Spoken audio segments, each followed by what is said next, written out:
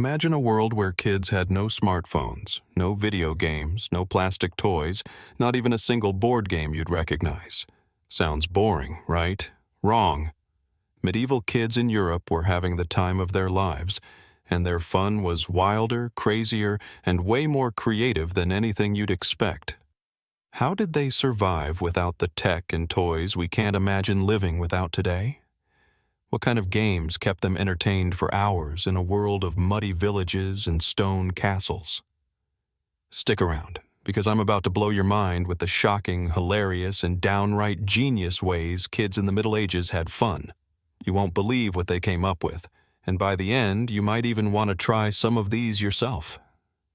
Let's dive into the muddy, chaotic streets of a medieval village where kids weren't sitting around whining about boredom.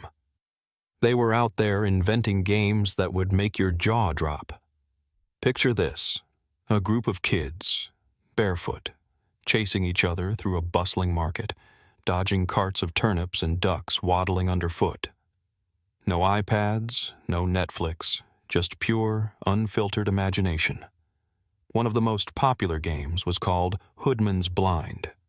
Think modern-day blind man's bluff, but with a medieval twist. One kid would be blindfolded with a rough sack, spun around until dizzy, and then let loose to catch their friends, who'd taunt them with shouts and giggles. Sound simple? Here's the kicker. They often played this in crowded village squares, weaving through annoyed merchants and stray dogs. One wrong step, and you're face first in a pile of horse manure. Can you imagine the chaos? Drop a comment below. Would you dare play a game like that in the middle of a busy market? But it wasn't just running around blindly that kept these kids entertained. They had a knack for turning everyday objects into toys that sparked endless fun. Sticks, stones, bits of rope, things we'd toss in the trash were their treasures. Take Knucklebones, a game that's basically the medieval version of jacks. Kids would gather small sheep or pig bones, polished from use, and toss them in the air, trying to catch as many as possible on the back of their hand. It sounds easy until you realize they'd play for hours, perfecting tricks and competing like it was the World Series. Some kids even painted their bones with dyes made from crushed berries to show off their style. And get this, archaeologists have found knucklebones in medieval graves, meaning these kids loved the game so much they were buried with them. What's the simplest thing you've ever turned into a toy as a kid? Share your story in the comments. I'm curious. Now, let's shift gears to something a bit wilder. Medieval kids didn't just play with bones. They got competitive, and I mean really competitive. Ever heard of camp ball? It was like soccer, rugby, and a bar fight rolled into one.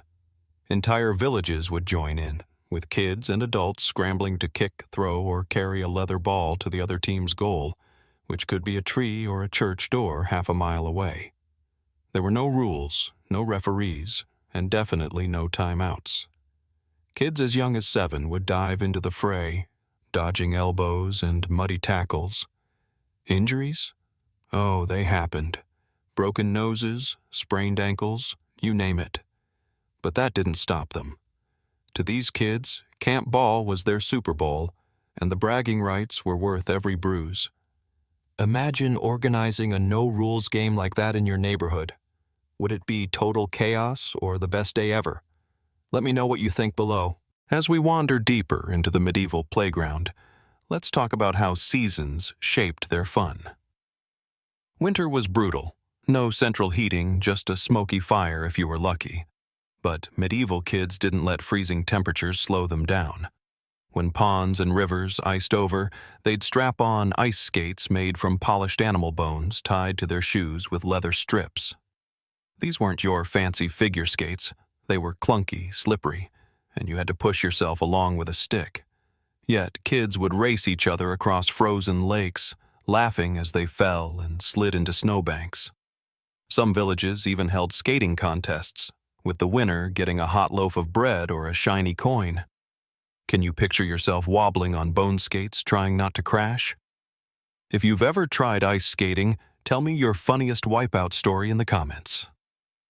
Summer brought a whole new set of adventures, especially during medieval festivals. These weren't your typical county fairs with cotton candy and Ferris wheels. Festivals were wild, with kids right in the middle of the action. One favorite was apple bobbing, but it wasn't the cute game, you know. They'd dunk their heads into barrels of water, or sometimes ale, to grab apples with their teeth, often while older kids pushed their heads down for laughs.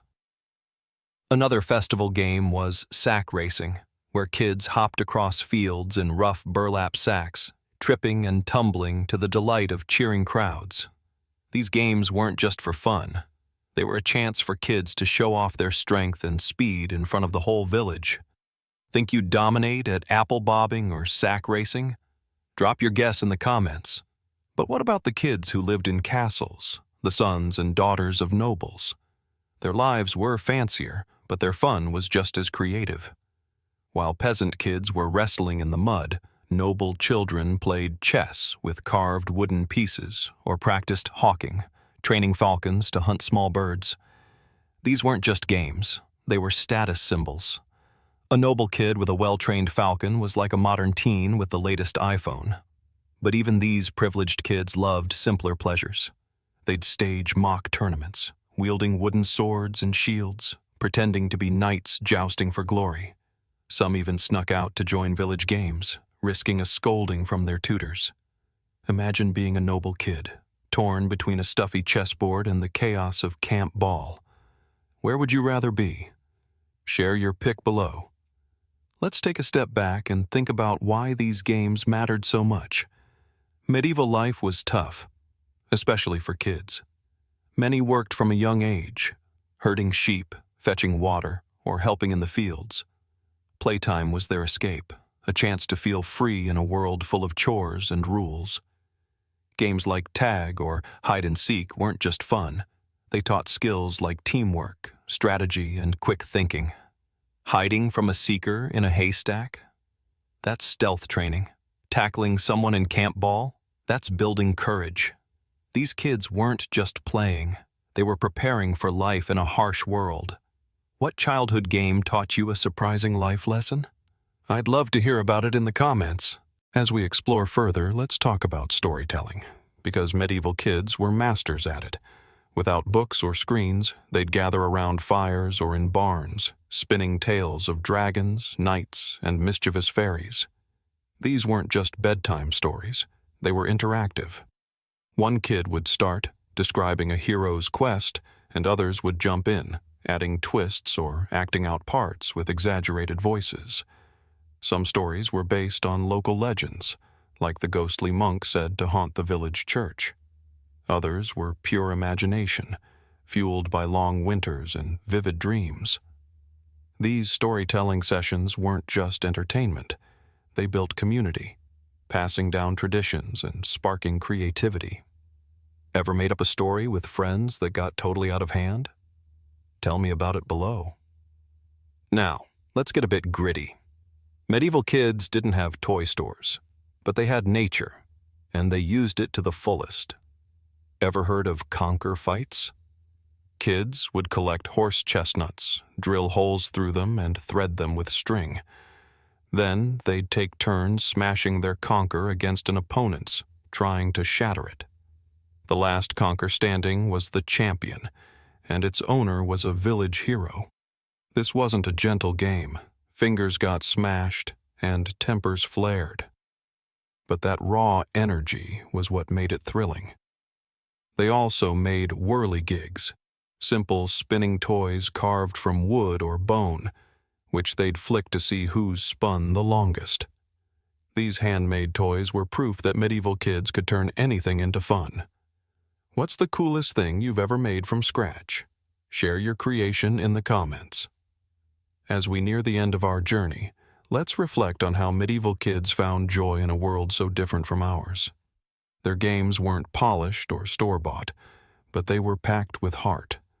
Whether it was racing on bone skates, battling in camp ball, or weaving epic tales, these kids proved that fun doesn't need batteries or Wi-Fi. They used what they had, sticks, bones, stories, and each other, to create memories that lasted a lifetime. And here's the crazy part. Some of their games, like tag, hide and seek, and even chess, are still played today, connecting us to those muddy, giggling kids from centuries ago. Isn't that wild?